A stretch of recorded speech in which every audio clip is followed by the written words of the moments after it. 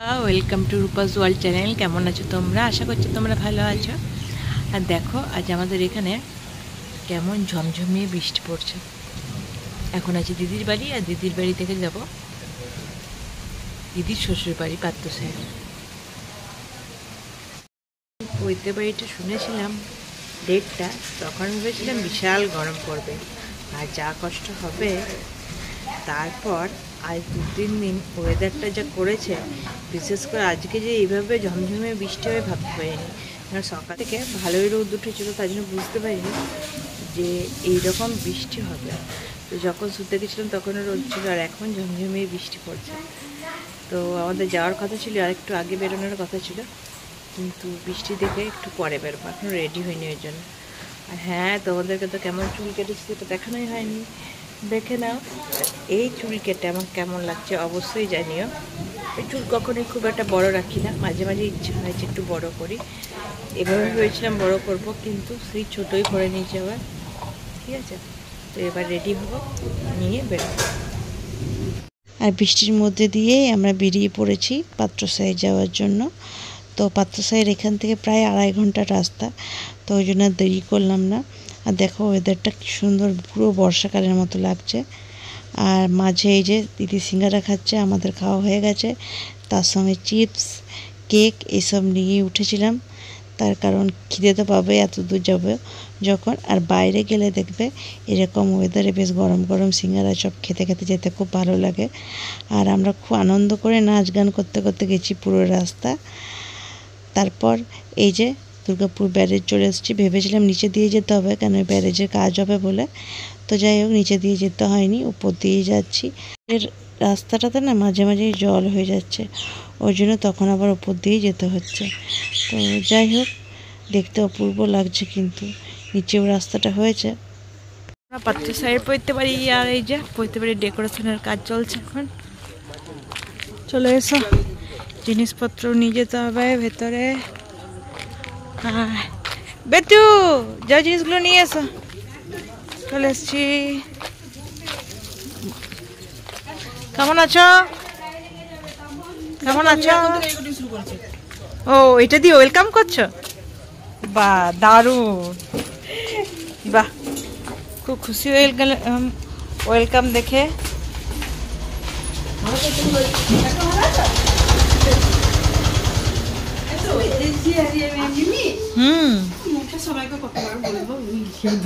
হ্যাঁ, মুখে আর কত বলবে, লিখিয়ে দিচ্ছ, খুব সুন্দর হয়েছে।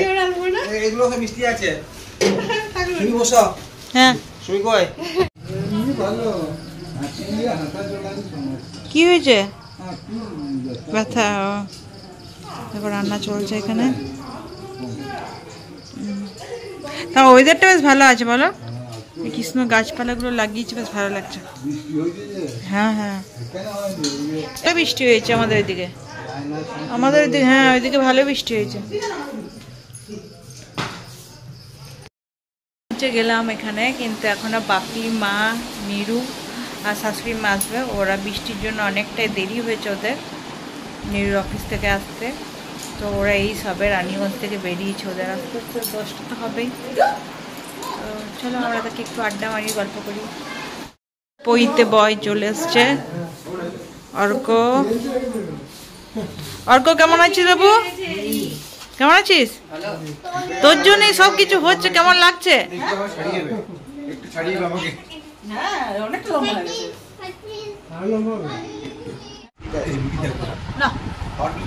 এই যে দিদি চা দিচ্ছে আমাদেরকে।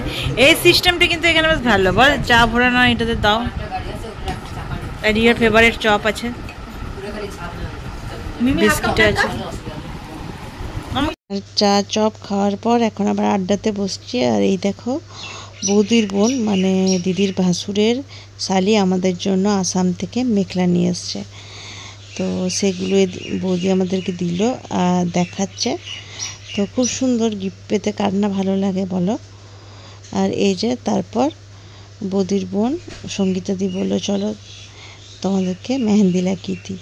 তো মেহেন্দি হাতে করে লাগানো তো অনেক সময় সাপেক্ষ, তাই স্টিকার আনা করালো, স্টিকার দিয়ে লাগালাম। মেহেন্দি লাগানোর জন্য যেমনি স্টিকার পাওয়া যায় সেটা কিন্তু আমি জানতাম না। হ্যাঁ, তো এই প্রথমই ট্রাই করছি। আর সত্যি কথা বলতে হাতে লাগানোর তো একটা আলাদাই সৌন্দর্য হয়। এটাতে অতটা সুন্দর হবে না, কিন্তু সবাইকে এমনি হাতে লাগানো সেটাও তো টাফ। তো ওই জন্য সঙ্গীতা দি স্টিকার আনা করেছিল, আর এইদিকে দিদি আর দিদিরা দু জায়গায় গল্প করছিল, আমরাও করছিলাম। তো এইভাবেই দেখো লাগিয়ে দিল। কেমন দেখতে হয় সেটা পরে দেখা যাবে। আর আমি চলে এসেছি এখন বাইরে, তার কারণ বাপি মা আসবে তার জন্য। আর হাতটাও শুকাচ্ছি।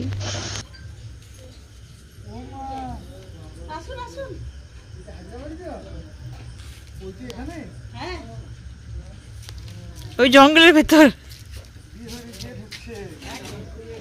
সত্যি কৃষ্ণ গেট হলেই আমার খুব ভালো লাগে, মনটা খুব ভালো লাগে বলে এরকম গেট টেট হলে। এসো নামো। বিদ্যুৎ যতক্ষণ ঘুমিয়ে এলো তোমাদেরকে ওয়েলকাম করতে। মা মা এসো এসো।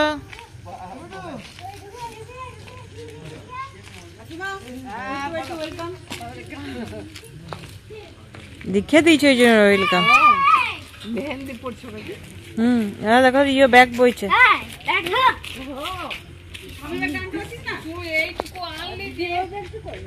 এসো ওয়েলকাম পড়তে বাড়িতে সব আমরা আগে আগে চলে আসছি। চলো চলে আসো এসো, তোমার ব্যাগগুলো কি নিয়ে ওখানে থাকবে। এসো রিও টানতে টানতে নিয়ে যাচ্ছ দাদাকে, তোকে বইতে হচ্ছে না দাদাকে বইতে হচ্ছে ব্যাগটা। থেকে আগে বসে গেছে রিও, দেখো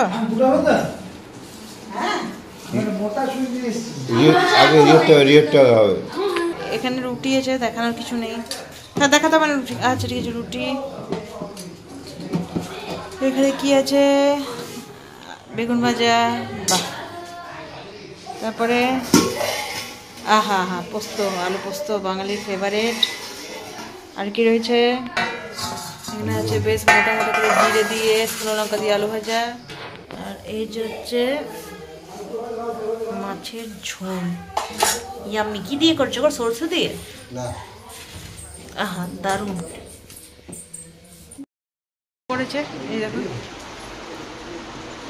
আর দেখ সবাই শোবো, বিছানা হচ্ছে। আর এই যে সবাই মিলে একসঙ্গে শোয়া, এই যে বিছানা হয়েছে, ঘরে বিছানা হচ্ছে, এই যে সবাই মিলে একসঙ্গে শোয়া, এটা হয়েছে যে কোনো অকেশনে আনন্দ। আর আমার হাতটা দেখো কেমন হয়েছে। হ্যাঁ তোমার ছেলে রেখেছে। আর এই দিকটা আবার চিটিয়েছি, কেমন হয় দেখা যাক। তো চলো আজকের মতো টাটা, গুড নাইট। বইতের পরের ব্লগ নিয়ে আগামী পর্বে আবার আসছি, মানে আগামী ব্লগে আবার আসছি তোমাদের কাছে। যাদের এই ব্লগটা ভালো লাগবে অবশ্যই কমেন্ট, লাইক, সাবস্ক্রাইব করে পাশে থেকো। নয়েস প্রচুর, আর যারা নতুন তারা তো অবশ্যই চ্যানেল সাবস্ক্রাইব করেই যাবে। ঠিক আছে, পাশে থেকো প্লিজ বন্ধুরা। টাটা।